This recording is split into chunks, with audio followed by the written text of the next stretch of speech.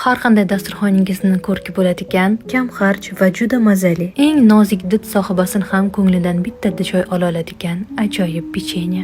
Bitta yurakchani qizartirib, retseptni saqlab qo'ying. Idishga sariyog' va shakarni solib, mikserda ko'pirtirib olamiz. Ketidan ikkita tuxum sarig'ini ham solib, yana bitta mikserda aylantirib olamiz. So'ngra qoshiq uchida vanilin va belgilangan un miqdorini solib, qattiqroq xamir qolib olamiz.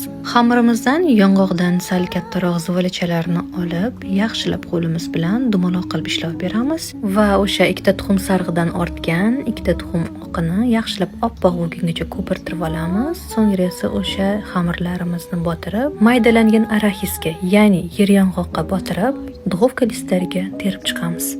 Yong'oqli sharikchalarimiz usti shunga o'xshash yokida juvani uchida bitta botirib qurchoq hosil qilib olamiz va 180 gradusda qizirilgan duxovkada 15-20 daqiqa davomida pishirib olamiz. Tayyor bo'lgan pechenyelar ustidan eritilgan shokolad, nutella yoki uyingizda bor varenyelardan foydalanishingiz mumkin.